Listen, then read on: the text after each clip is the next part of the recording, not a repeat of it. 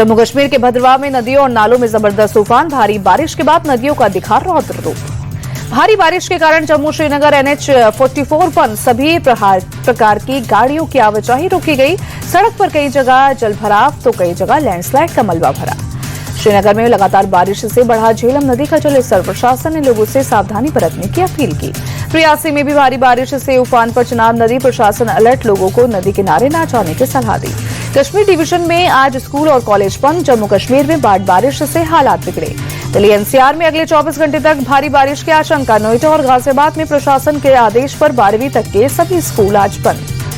दिल्ली में यमुना से सटे निचले इलाकों में पानी का भरना जारी। यमुना बासाज, वासुदेव घाट, गीता कॉलोनी और ISBT कश्मीरी गेट जैसे इलाकों में बाढ़ जैसे हालात। दिल्ली के सिविल लाइन्स इलाके के यमुना मार्ग पर भरा पानी। सड़कों पर पानी भरने से कई गाड़ियां फंसी।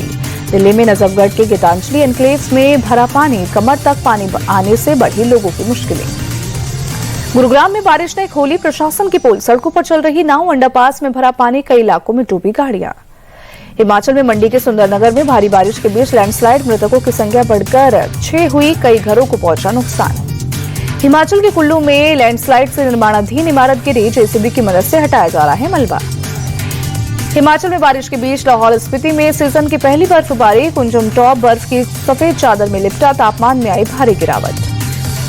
पंजाब में नदियां उफान पर। 12 जिलों में 2.5 लाख से ज्यादा लोग बारिश और बाढ़ से प्रभावित। अब तक 30 लोगों की हुई मौत। पंजाब में अब तक करीब 16,000 लोगों को बाढ़ प्रभावित इलाकों से किया गया रेस्क्यू। 129 रिलीफ कैंप में 7,144 से ज्यादा लोगों को मिला आसरा। उत्तराखंड में बारिश पर सरकार की नजर। हरिद्वार के लक्सर पहुंचे CM धामी। बाढ़ और भूमि कटाव प्रभावित इलाकों का दौरा किया। CM धामी ने जिला प्रशासन और आपदा प्रबंधन को राहत कामों में तेजी लाने को कहा। प्रभावित लोगों की सुरक्षा और खाने रहने पर फोकस। गाली विवाद पर 4 सितंबर को NDA ने बुलाया बिहार बंद। सुबह 7 बजे से दोपहर 12 बजे तक प्रदर्शन। महिला मोर्चा संभालेगी कमान। बीजेपी नेता स्मृति ईरानी ने PM मोदी की मां के अपमान पर विपक्ष को घेरा। कहा, जिसका राजनीति से कोई लेना देना नहीं, उस दिवंगत मां का अपमान आक्रोशित करने वाला। स्मृति ईरानी ने विपक्ष को दिया जवाब। कहा, बिहार और देश की माता बहनें इस अपमान का मुंहतोड़ जवाब देगी। PM मोदी का बयान सुन भावुक हुए बिहार बीजेपी अध्यक्ष दिलीप जायसवाल बार बार आंसू पोंछते नजर आए।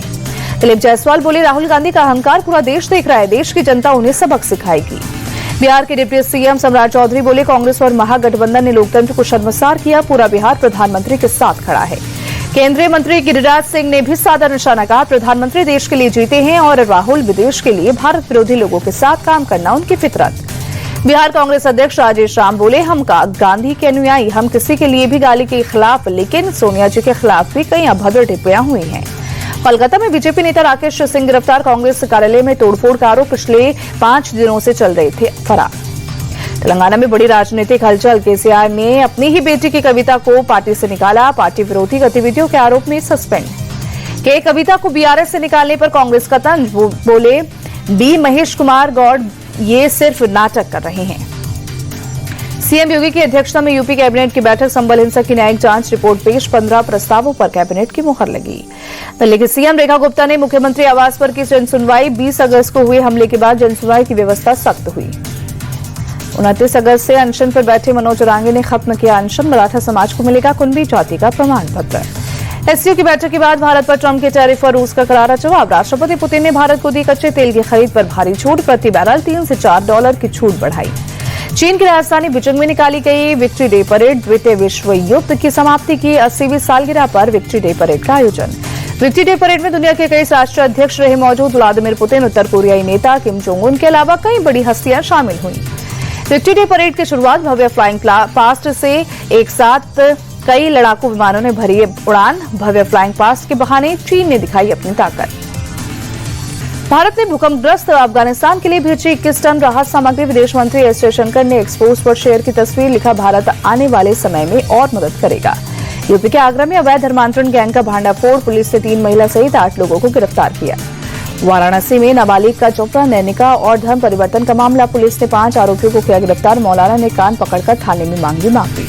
मुंबई में गणेश उत्सव की धूम। लाल बादशाह राजा के दर्शन के लिए भारी संख्या में पहुंच रहे हैं श्रद्धालु। हॉकी एशिया कप के सुपर 4 में मुकाबले में चीन के सामने मलेशिया की चुनौती होगी। शाम 5 बजे शुरू होगा मैच। पूल बी में अपने सभी तीनों मैच जीतकर मलेशिया अंक तालिका में नंबर 1 पर रही।